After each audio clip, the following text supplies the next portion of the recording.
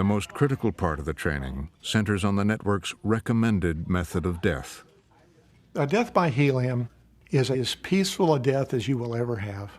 If someone put a hood over your head, carbon dioxide, carbon monoxide starts to build up, and your body senses air hunger.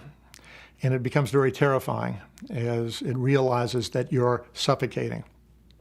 Helium is completely different than that. Your body doesn't recognize the difference between oxygen and helium. You breathe 4 times, 5 times. It's very comfortable. It's just like you're breathing air. And then, boom, the lights go out. We'll show you what has been the usual equipment. The exit guides review all the equipment needed for what they call the death event: a plastic hood, a tube, and a helium tank. The tubing should be, about 8 to 10 inches inside when they place the hood on their head. Helium is available in party stores or balloon stores and so on. And the hoods can be very easily made out of plastic bags that are at home. The earliest hoods that were used were turkey bags. So the patient can get the products they need without any problem at all. In other words, you don't need a physician to prescribe anything. It's totally in the patient's hands. 2 helium tanks have to be sort of removed before paramedics, police, firemen, and all of that. Somebody, I guess, gets them into the car and drives to a dumpster somewhere. We think it's best that they be removed from the premises totally. But before any death event can occur, Final Exit Network requires that all applicants be reviewed by its medical committee, formerly headed by Dr. Lawrence Egbert, a retired anesthesiologist. All the patients were asked to send their medical records in, and we'd have a letter from the patient about why I want to die in writing. So I'd have all that available. I would then evaluate that, and then I would say, well, that's easy, that's straightforward.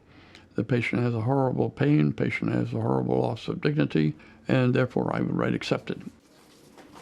In the time that I was medical director for Final Exit Network, I approved approximately 300 cases and probably rejected 10. I think the majority of patients are quite content with helium. One reason some don't is the idea of having this balloon over top of your head. The balloon has the lack of dignity, but so does taking sleeping pills. It has nowhere near the loss of dignity that a shotgun carries or a rope. Let's see, I've got a bag here. Dr. Egbert insists that anyone who uses the helium method is completely in control and makes the final decision alone. The point of no return is when the patient pulls it down, and that's made very clear to them. And I often will say, once you pull it down, you've made the decision. If you pull full of helium, pull this down over your head, you'll be unconscious between 30 and 60 seconds. And unless you have a very vigorous, strong heart, dead within 8 to 10 minutes. And the person dies, then we'll take the bag off and after they sat for a few minutes that way. If the relatives are there, we'll ask them explicitly to wait a couple of hours so the body will cool so that somebody won't try and resuscitate.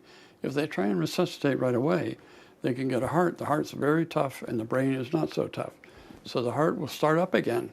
And I've seen a person like that with the heart started up beautifully, normally, but the brain was totally dead. And that is the ultimate of disasters.